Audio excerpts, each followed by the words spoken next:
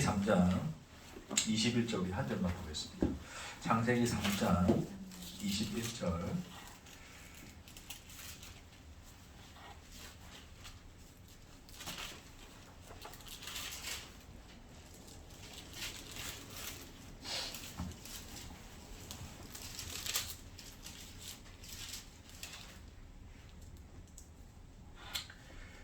창세기 3장 21절 한 절만 읽겠습니다. 함께 읽겠습니다. 여호와 하나님이 아담과 그의 아내를 위하여 가죽옷을 지어 입히시니라. 아멘.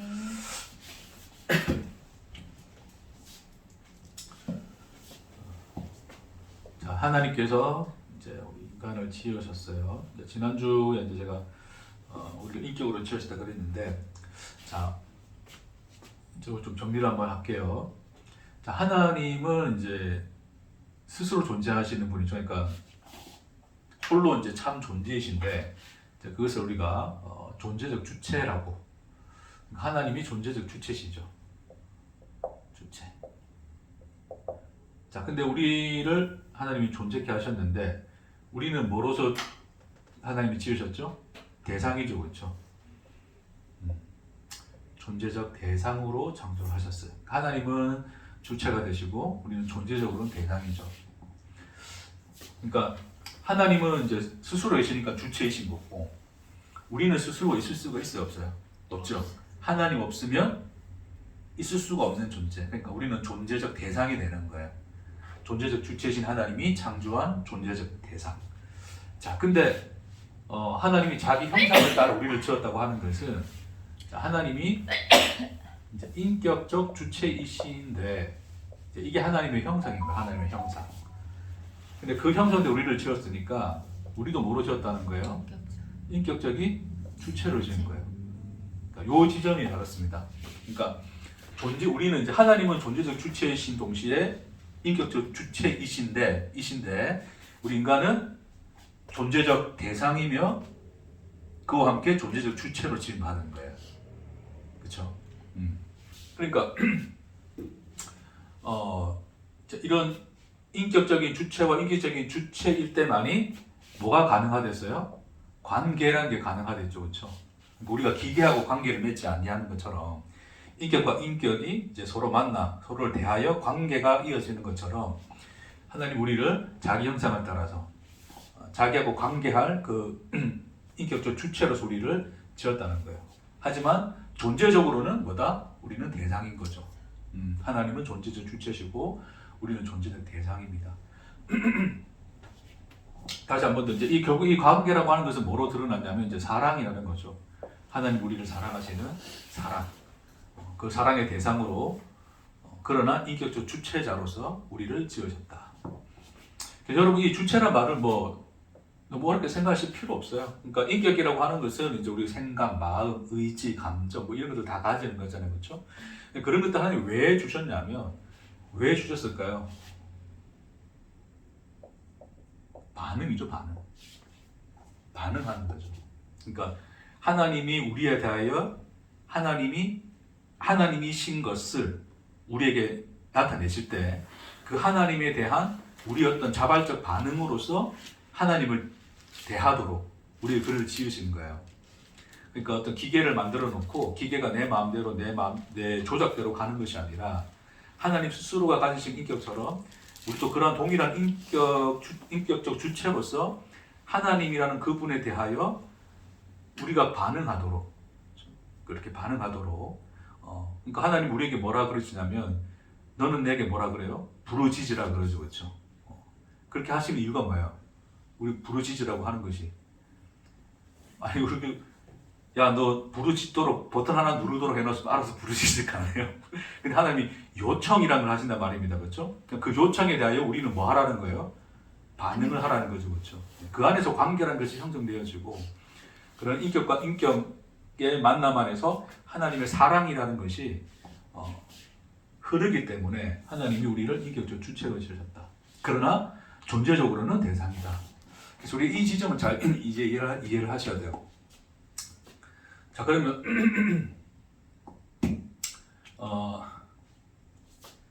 이것도 하나만 하고 넘어갑시다. 자, 하나님께서 선악과를 먹으면 죽는 데서 안 죽는 데서요? 죽는다고 했죠. 선악과를 주시고서 야, 선악과 저거 먹지 마. 저거 먹는다 너 죽는 거야. 자, 근데 만일에 이렇게 생각합시다. 우리가 필연적으로 죄를 짓도록 만들어졌어. 우리는 필연적으로 죄를 지을 수 없는 존재로 만들어졌어. 다시 말해서 선악과를 아예 애초부터 먹을 수 없는 존재로 지음 받았다 칩시다. 자, 그러면 하나님께서 선악과 먹으라 먹지 마라, 뭐 먹는 날에 죽는다라고 말하실 이유가 있을까요? 없어요. 그런 말할 이유가 없죠. 왜요? 안 먹을 거니까. 근데 우리가 만일에 그 선악과를 먹을 수밖에 없는 존재로 지으셨다면, 야, 너 반드시 너 선악과 먹게 돼 있어 해가지고 그런 선악과를 먹을 존재로 지었다라고 한다면, 하나님이 우리에 대하여 야, 너 선악과 먹지 마라, 먹는 날 너 죽을 거야 라고 하는 이 말은 뭐예요? 기만이죠, 기만. 죄를 짓게 만들어 놓고 나 저 죄 지으면 내가 죽일 거야, 너 선악과 따먹으면 죽일 거야 라고 말하는 게 뭐예요? 기만이잖아요. 그러니까 하나님께서 우리에게 선악과를 먹지 마라, 먹는 날에 네가 죽을 것이다 라고 하는 이유는, 그 말씀하시는 이유는 뭐냐면, 그가 말씀하시는 그 대상이 뭐다? 인격적 주체이기 때문에 그래요. 그가 먹을 수도 있고 먹지 않을 수도 있는 그 주체성을 누가 가지고 있어요? 얘가 가지는 거예요. 그러니까 누가 선택한다고요? 그 선악과를 먹고 먹지 않은 거 누가 선택해요? 내가 선택한 거잖아요. 그렇죠? 잘못은 하나님이 조장해서 우리를 잘못하게 만들었으니까 내가 잘못한 겁니까? 인정하시죠? 네. 자, 이걸 제가 왜 설명드리냐면, 이제 복음을 전하시는 분들 중에 좀 그렇게 생각하시는 분들이 있어요. 이제 복음의 핵심은 십자가예요. 십자가, 그렇죠? 십자가인데 결국 십자가는 왜 필요해요?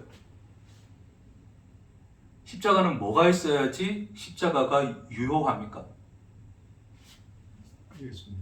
아니, 그 예수님이 죽는 게 십자가인데 왜 그러세요? 오늘 빨리 하고 우리 이제 오늘 여기 짐 정리해야 되죠. 그러니까 우리가 뭐 했기 때문에? 죄를 지었고. 우리 죄 안 지었으면 예수님 십자가 지실 필요가 있어요, 없어요? 없잖아요. 그러면 하나님은 결국 이 성경의 모든 핵심은 십자가고, 십자가를 통해서 하나님이 계시가 되는데, 그럼 하나님이 십자가로 계시가 되려면 예수는 십자가에 달려 죽어야 되고, 예수가 십자가에 달려 죽으려면 반드시 뭐가 있어야 된다고요?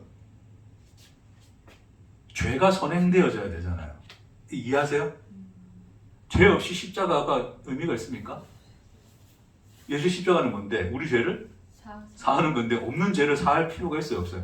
없잖아요. 그러니까 죄가 선제되어야지 십자가가 유효하단 말입니다. 그러니까 우리가 십자가 복음을 할 때는, 처음부터 잘못이 말해서 좀 그럴 수도 있겠지만, 제가 볼 때는 조금 잘못 이해를 하면, 십자가라고 하는 것이 이제 모든 진리의 핵심, 성경의 핵심이고, 그게 진리의 중심에 서 있는데, 십자가라고 하는 것을 우리가 근데 그걸 통해서 하나님이 계시되고, 십자가가 이 역사 속에 반드시 있어야 된다면, 반드시 선행되어져야 될 것은 뭐다? 죄다는 거죠. 그러면 죄는 반드시 있어야 돼, 없어야 돼요? 있어야 되는 거니까 하나님 우리를 죄 짓도록 해야 돼, 안 해야 돼? 자, 예수를 십자가에 달려 죽기로 하나님이 작정했어. 그렇죠? 그럼 인류는 죄를 져야 돼, 안 져야 돼? 예수 십자가 이전에 져야 되잖아요. 그러면 죄는 누가 짓겠어요? 빨리 대답하세요. 우리가 졌죠. 아니, 또 비행을 하지 말고 지금 이 말에 대답하세요. 논리적으로 보면 하나님 짓게. 그러니까 자, 십자가를 통해서 하나님이 계시될 거예요. 우리에 대한 하나님이 살아고 확증했다 그러잖아요. 그러니까 십자가를 통해서 하나님이 계시가 되어야 되니까 반드시 그러면 십자가 있기 이전에 죄가 있어야 돼요. 그 인간은 죄를 지을 수도 있고 안 지을 수도 있는데, 얘가 안 지으면 예수가 올 수가 없네. 하나님 어떻게 해야 돼? 짓게 만들어야 돼. 그러니까 어떤 필연적인 어떤 이 결과로서 죄를 지어서 예수가 와야 되는 것으로 이해를 한단 말입니다. 그런 식으로 신학을 펼치는 분들이 있어요. 그러니까 옛날부터 있었어요. 영지주의적인 어떤 그런 이 학파도 그랬고, 기본적으로 이제 그런 어떤 이 예수의 십자가라는 어떤 진리를 선포하기 위해서 설명하려면 반드시 십자가 이전에 선제되어야 하는 것이 인간의 죄이기 때문에 필연적으로 하나님이 우리를 죄 속에 몰아넣었다라고 이제 생각을 하는 거죠. 그러니까 거기서 뭐가 무시되어지냐면 우리가 인격적 주체로서 지원받았다는 것이 무시가 돼요.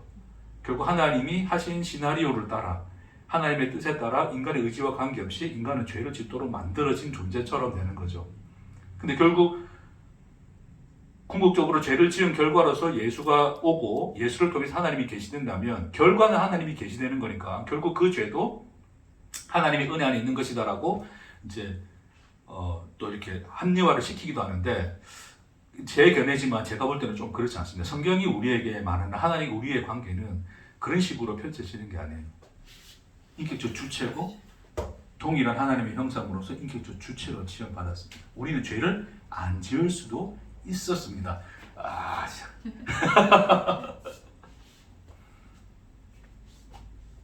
이제 그걸 오늘 이제 그것만 설명드리고 마칠 거예요. 자, 봅시다, 여러분. 자,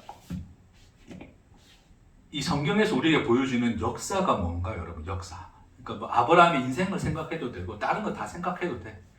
뭐 창세기부터 요한계시록까지 생각해도 돼요. 성경이 우리에게 말하는 역사, 아니면 우리 인류의 역사. 결국 십자가로 결론되어지는 이 인류의 역사는 그것이 가지고 있는 메시지가 뭘까요, 여러분? 메시지. 제가 대답하겠습니다. 인간은 선택했고 하나님이 책임지셨다. 단순한 한 문장 나타내면 이거예요. 자, 다시 인간은 뭐 했다고요? 왜? 인격적 주체니까. 너는 선택했고 누가 책임지셨다? 하나님이 책임지셨다. 그게 예수의 십자가예요. 그게 역사 속에 나타난 십자가를 통해 계시된 하나님의 자기 현실이에요. 자, 그래서 이 부분을 제가 설명해 드리는데 잘 들어보세요, 여러분. 그러니까 자, 하나님은 존재적 주체로서 우리를 존재적 대상으로 삼았어요. 자, 그 사이에 그 원인이 된 게 뭐라 그랬어요? 사랑이라 했죠. 그래서 하나님이 이것을 하나의 관계로 엮으셨는데 지난주에 말씀을 나눴지만 관계적인 운명. 어미가 그 젖 먹는 자식 어찌 있겠느냐? 혹시 그들은 있을지라도 나는 있겠다, 안 있겠다. 있지 않겠노라의 그 관계 속에서 그런 존재적 대상으로서 우리를 창조하셨어요. 자, 그러니까 우리의 존재적 운명이라고 하는 것은, 자, 존재적 운명이라는 것은 어디 안에 있어요? 하나님의 사랑 안에 있죠. 그러니까 존재적 주체자가 존재적 대상인 우리의 운명을 뭐합니까? 결정합니다. 그게 지난주 말씀이었어요. 그런 관계로 우리를 엮어내셨다 그랬어요. 그러니까 하나님이 존재적 주체로서 사랑이시니까 그 사랑이 원인되어 존재적 대상인 우리를 창조하셨어요. 그러니까 하나님은 사랑이라는 하나님의 자기 속성 안에서 우리 존재를 뭐한다? 운명 짓는 거예요. 너와 나는 뗄 수가 있다 없다? 없다. 그리스도 예수 안에 있는 하나님의 사랑에서 끊을 수 있다 없다? 없다로 가는 거예요. 그게 성경의 이야기예요.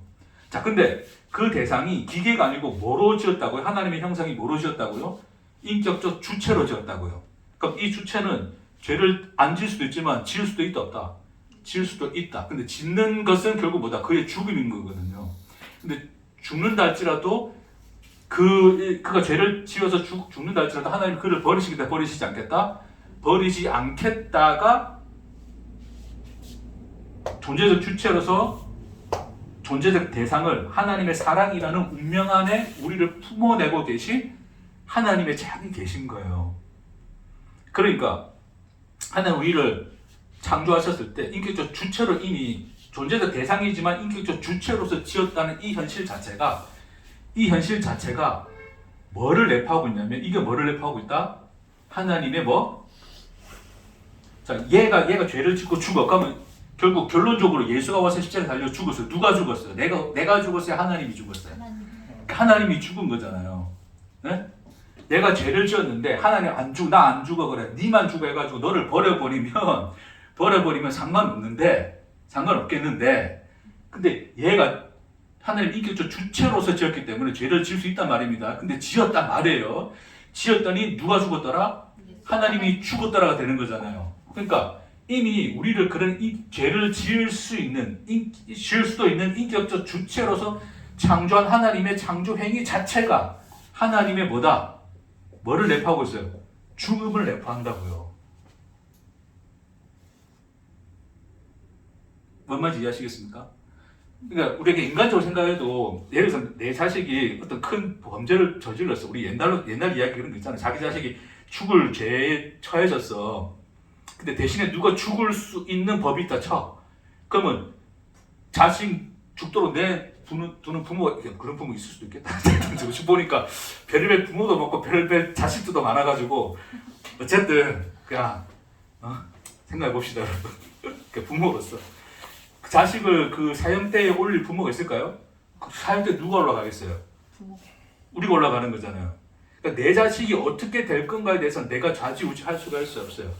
그러니까 이제 그 자식이 뭐 죄를 범해서 뭐 죽을 죄를 지어가지고 뭐 갈 수도 있는 인생인데 안 갔으면 좋겠는데 갈 수도 있는 거잖아. 근데 그렇다 할지라도 내가 그 자식을 내 자식 아니라고 부인할 부모가 있어요, 없어요?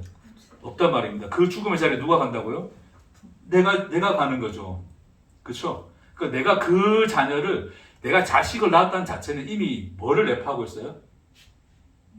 난 나 자식하고 무관하게 나 그냥 네 자식이 불행하든 네가 뭐 알아서 지가 뭐 어떻게 살든 관계없이 나는 그냥 내 인생 내 할 대로 살 거라고 그렇게 살았던 부모가 있어요, 없어요?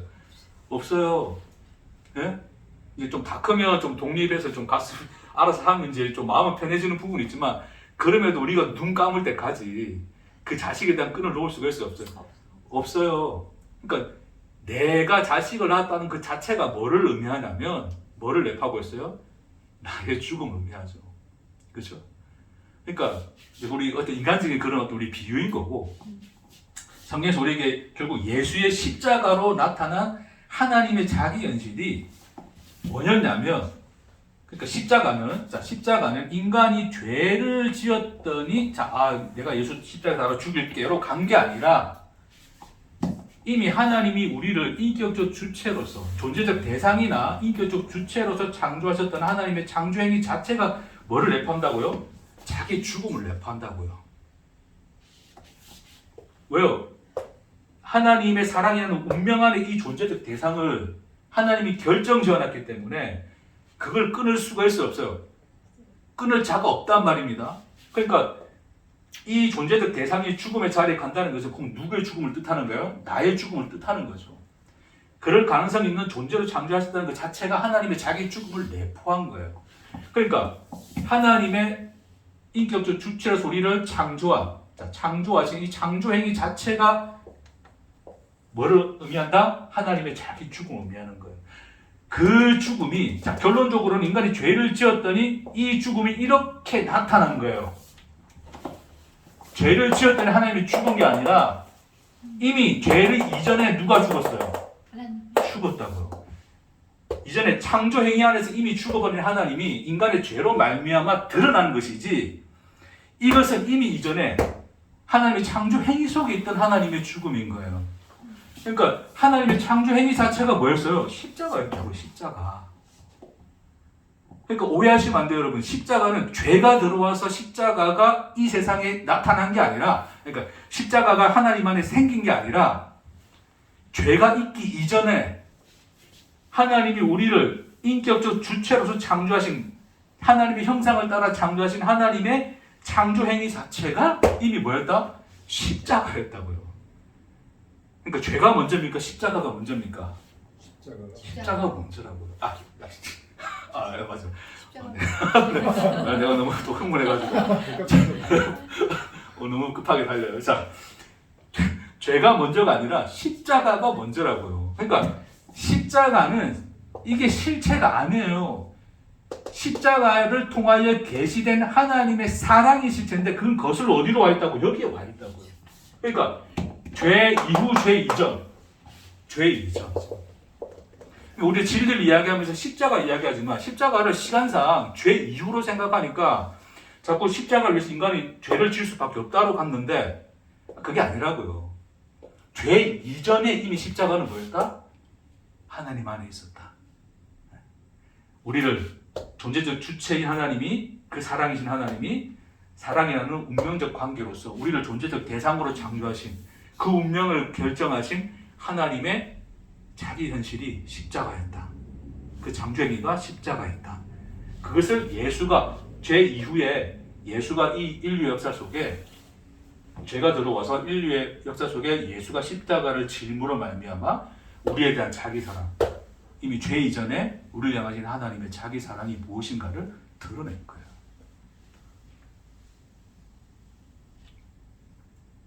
아멘. 네. 아멘해 빨리 끝날 거야. 그러니까 우리가 얼마나 이게 영광스럽게 창조됐는가를 계속 말씀을 묵상하면 묵상할수록 뭐 다 표현을 할 수가 없어요. 자, 그럼 봅시다. 자, 그래서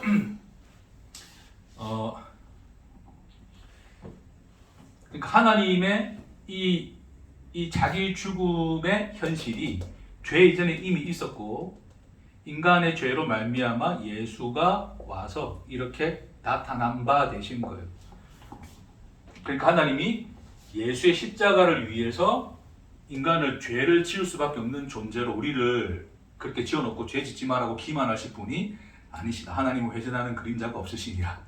그게 성경이 우리를 미혹하시는 분이 아니시니라가 성경의 증언입니다. 네? 물론 우리는 죄를 지었습니다. 지금도 죄를 짓고요. 뭐 그거 인정하지 않는 거 아닙니다. 그렇죠? 네.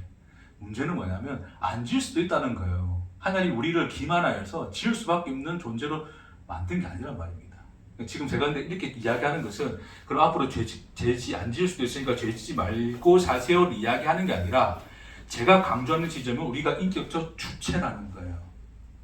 주체. 그걸 기억하셔야 됩니다. 그러니까 인격적 주체라는 게 뭐냐? 인격적 주체라고 하는 게 그 의미하는 바가 뭘까요? 인격적 주체예요. 생각할 수 있고 뭐 선택할 수도 있고 뭐 하고자 하는 것을 할 수도 있고 그렇죠? 뜻을 품을 수도 있고 그걸 할 수도 있어요. 자, 근데 이렇게 생각해 봅시다. 그럼 목사님, 그럼 인격적 주체니까 그럼 내가 어떻게 사느냐에 따라서 나의 존재가 달라진 거 아닙니까? 예를 들어 이런 거지. 내가 착하게 살아. 그럼 나는 착한 사람이에요, 나쁜 사람이에요? 착한 사람. 난 좀 나쁘게 살아. 그럼 난 착한 사람, 나쁜 사람이에요? 나쁜 사람. 자, 그럼 난 착한 사람이니까 천국 가야 쉬울까요? 난 나쁜 사람이니까 천국 가야 쉬울까요? 착한 사람은 천국 간다 생각하는데. 말씀 듣다 보니까 또 아닌 것 같죠? 그것도 아닌 것 같아요. 그러니까 뭘 대답을 그 지점이죠. 그러니까 우리가 인간들이 이제 우리 그러니까 인간의 죄성이 뭐냐면 나 인격적 주체니까 나 주체야. 그러니까 나 스스로가 존재적 주체가 될 수 있다라고 잘못 생각하는 거죠. 다시 말해서 내가 하는 거에 따라서 나의 존재적 운명이 달라진다라고 생각하는 거예요. 그러니까 내가 예수 잘 믿고 하나님 말씀 순종하고 착하게 살면 나는 천국 가는 거야. 그럼 날 가는 거고 내가 내가 하나님 믿는다고 하지만 죄도 좀 자꾸 짓는 것 같고 막 한 뜻대로 잘 살고 있지 않는 것 같고 나 천국 못 가는 것 같아라고 여기는 생각 자체가 그게 율법적인 인간들의 이 사고방식 종교의식이잖아요. 그런 종교의식들이 뭐냐면 자기가 인격적 주체니까 내가 주체니까 내가 어떻게 하느냐에 따라서 나의 존재적 운명이 달라질 수 있다고 생각하는 거예요. 그게 스스로 존재가 되고자 하는 인간의 욕망입니다. 그렇지 않아요. 우리는 존재의 대상입니다. 우리의 존재적 운명은 누가 결정짓는다고요? 하나님이 결정짓는다고요. 자, 우리 죄를 지었어요. 죄를 지었으면 우리의 존재적 운명은 어디로 가야 됩니까? 우리가 일반적으로 생각했을 때 지옥 가야 돼요? 천국 가야 돼요? 죄를 지었으면 지옥 간다고 생각이 들죠. 그렇죠. 근데 누가 왔더라? 하나님. 예수가 왔더라. 예수를 통하여 우리를 뭐 했더라? 살려내셨더라. 구하셨더라. 그럼 천국 가요? 지옥 가요? 천국. 그래, 나는 잘못했는데 죄를 지었는데 오히려 그 나의 존재적 운명이 지옥 가는 걸로 바뀌었습니까? 안 바뀌었습니까? 예? 안 바뀌었어요. 대화 똑바로 하세요 빨리. 오늘 아침에 싸우고 오셨어요? 그러니까 안 바뀌었어요. 네, 그러니까 내가 했던 행위가 나의 존재적 운명을 바꿀 수 있어요? 없어요. 그걸 예수 안에서 깨닫는 겁니다. 죄의 상태에서는 예수가 없으니까 내가 내 존재적 운명을 바꿀 거라 생각하는 거예요. 그게 존재적 주체의 자리에 자기를 놓는 거거든요. 그게 아니라고요. 예수를 봤더니 나는 죄를 지었는데 책임은 누가 지시더라? 하나님이시. 내 존재적 운명이 누구한테 달려있더라? 하나님. 존재적 주체신 하나님에게 달려있더라를 깨닫는 거예요. 네, 그게 우리의 믿음이에요, 여러분. 그러니까 존재적 운명을 우리 인격적 주체가 어떤 의지를 가지고 생각을 가지고 뜻을 정하고 뭔가 선택을 하는 것은 우리의 존재적 운명을 바꾸기 위한 용도가 아니란 말입니다. 그런 의미로서 주신 게 아니에요. 그런 의미로 이해한 것이 인간의 죄성인 거고, 하나님이 인격적 주체로서 우리를 인격적 주체로 만드셨다는 것은 나의 선택과 나의 뜻과 나의 결정이 나의 운명을 결정짓지 못하더라. 그것을 짓는 것의 속성이 아니더라. 그건 뭡니까? 인격적 주체이신 하나님에 대하여 인격적 주체로서 반응하는 존재더라. 하나님이 누구이신가를 알아. 그 사랑을 알아. 그 맛을 알아. 그것에 대한 반응으로 살아가더라를 이야기합니다. 그러니까 나는 이런 거죠. 우리 또 이제 사람들이 생각하면 그런 거예요. 나는 이제 구원받게 돼. 예수님이 구원받게 됐어. 이제 하나님이 나를 택하신 것 같아. 구원받았어. 나는 뭔지 해도 천국 갈 거야. 라는 생각을 인간들이 말할 수 있어요. 가질 수 있잖아요. 왜요? 뭐 해도 천국 간다며. 운명이 그래 돼 있다며. 그래 그거 자체가 인격적 주체 자리를 떠나는 거예요. 그거는 관계를 포기하는 겁니다. 하나님하고. 뭔 말인지 이해하시겠습니까? 그러니까 우리가 구원받았어요. 그럼 우리를 구원하신 하나님이 누구신가를 알았어요. 그럼 그 하나님과 대하여 뭐 하라는 겁니까? 하나님이 살아가라는 겁니다. 그 살아냄으로써 하나님을 아시라는 겁니다. 그 하나님의 알미에 대하여 또한 반응하라는 거예요. 그 말이 뭐냐면 하나님하고 말 좀 하고 살자입니다. 오늘 이거 결론 이겁니다. 뭘 말해? 말이 뭐냐면 반응이에요. 그 성경에서 뭐라 그러면 그 기도라 그럽니다. 네? 그러니까 뭐 주세요 저거 주세요의 의미로서 기도를 하는 게 아니라 대답을 하시라는 겁니다. 화도 내시고 원망도 하시란 말입니다. 억울하면 억울하다 울기도 하시고 힘들면 힘들다라고 토로하시고 하나님이 그러잖아요. 그게 나타난 자리가 뭐냐면 시편이에요. 시편의 얘기가 뭡니까? 인격적 주체이신 하나님에 대하여 인격적 주체자인 시인들이 그 고백자들이 하나님에 대하여 말하는 거예요. 너 인격적 주체야. 말 좀 해라 이놈아. 네 속의 것을 드러내거라. 그럼 자식이 말도 안 하고 그냥 꽁하고 방에 처박혀 가지고 그러니까 공부만 하고 학교 갔다 오고 그러면 그 서울대 가면 좋습니까? 서울대 가면 또 좋다 하겠지. 인간들이.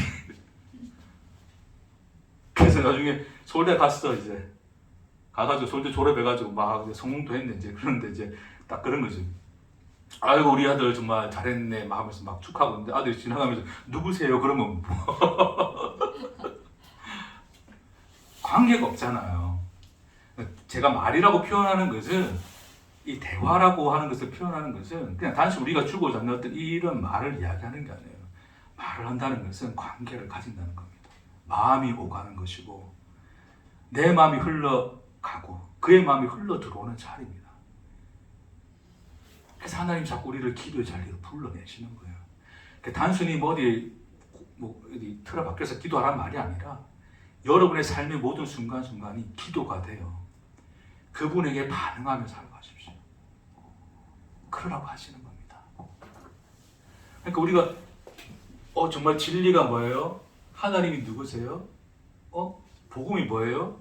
그거를 원리와 법칙으로 깨달아서 나는 이것만 알고 이걸 깨닫고 있으니까 나는 다 안 거야. 그렇게 하지 말라는 그거는 인격적 주체를 그런 자리를 떠나는 거예요. 그러지 말자는 겁니다. 그러니까 하나님이 자꾸 인생을 비꼬는 거예요. 왜? 말 좀 하라고. 이래도 말 안 할 테냐 인간들아. 이사야서도 하나님이 그러죠. 내게로 오라.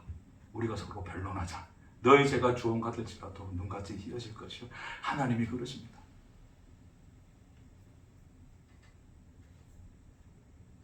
오늘 그냥 이 말씀 속에서 복음이 저런 거구나, 진리가 저런 거구나, 단순히 깨닫는 지식으로 들으지 말고 인격적 주체로서 반응하십시오.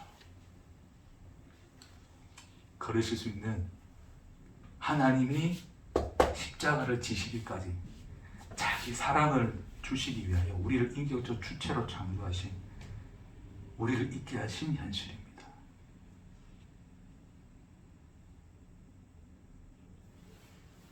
그러니까 뭐 진리 안 답시고 입 꼭 다물고 기도도 안 하고 그러지 말고 오늘 결론 하자면 좀 그런데 마라 뭐 하시라?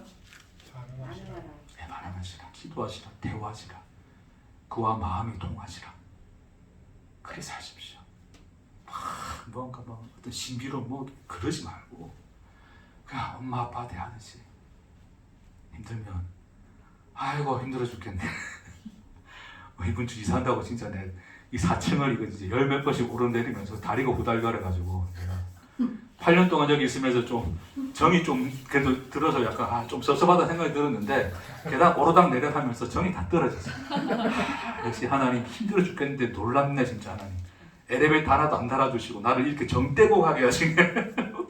너의 본토 친척 아비 집을 떠나 또 새로운 곳으로 가게 하시네. 할렐루야. 그런 속에서 하나님이 자라나는 그러십니다. 여러분 그 자람을 자꾸 우리 또 존재적 어떤 운명이 바뀌는 자람을 생각하지 마시고 그 자람이라는 것은 우리 안에 계시되는 하나님의 사랑, 그 은혜와 깊이, 넓이, 높이가 커져가는 것입니다. 그 시간을 살라고 하나님 우리 인생을 주시고 우리를 인격적 주체로 창조하시고 십자가를 지셨습니다. 우리는 선택합니다. 반응할 것입니다. 그러나 책임은 하나님이 지신다 그럽니다. 자유하십시오. 자유 안에서 그분을 대하십시오. 기도하십시오.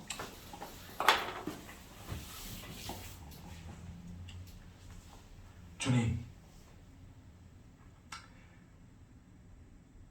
우리가 얼마나 놀라운 창조 속에 지원받았는가를 예수의 십자가를 통하여 우리에게 나타내셨나이다.